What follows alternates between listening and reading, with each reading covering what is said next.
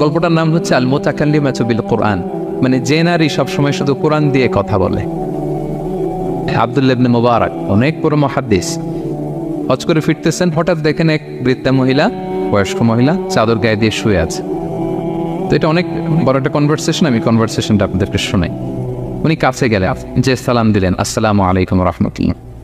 সালামের উত্তরে বৃদ্ধা মহিলা স্বাভাবিকভাবে উত্তর না দিয়ে একটা কোরআনের আয়াত তেলাওয়াত করলেন, সালামুন কাওলাম মির রাব্বির রহিম, মানে দয়াময় প্রতিপালক আল্লাহর পক্ষ থেকে তোমার প্রতিও সালাম। এটা একটা কোরআনের আয়াত, কিন্তু এটা দিয়ে উত্তর হয়ে যায় সালামের। কি বলেন? আচ্ছা গেল। এবার আব্দুল্লাহ ইবনে মুবারক জিজ্ঞেস করলেন, মাযা তাসনাঈনা ফি হাযাল মাকান, এখানে কি করেন আপনি, কি করতেছেন একা একা?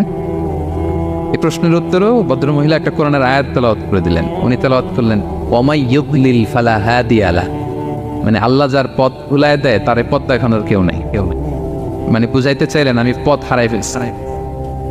কি বুঝাইতে চাইলেন? পথ হারাই ফেলছে, মানে উনি এমনভাবে কোরআনের আয়াত চুজ করে যাতে উত্তর হয়ে যায়। তো এবার উনি জিজ্ঞেস করলেন, আইনা তুরিদিন, তো পথ হারাই ফেলছেন তো বুঝলাম, আয়াত থেকে এটা বোঝা যায়, তো আপনি কোথায় যাচ্ছেন, ডেস্টিনেশন কোথায়? উনি আবার একটা আয়াত তেলাওয়াত করলেন, সুবহানাল্লাযী আসরা বিআবদিহি লাইলাম মিনাল মাসজিদিল হারামি ইলাল মাসজিদিল আকসা।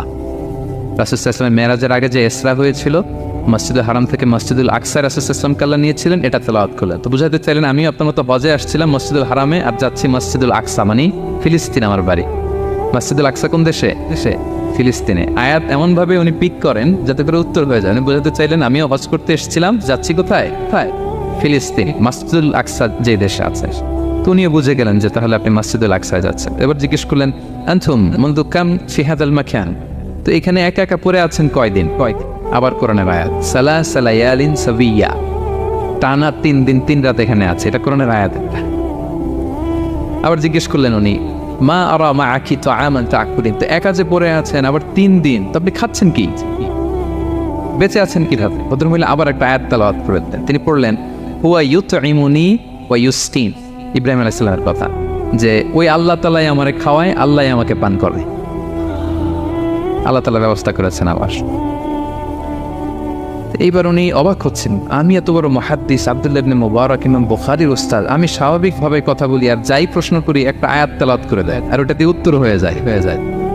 কি মহিলার সন্ধান পেলাম? তো উনি বলতেছে, ফাবি আইয়ি শাইইন তাতাওয়াদ্দাইন, 3 দিন যে এখানে আছেন মরুভূমির বালুর মধ্যে, ওযু করেন কিভাবে? উনি আবার একটা আয়াত তেলাওয়াত করলেন, ফা ইন লাম তাজিদু মাআন ফাতায়াম্মামু সাঈদান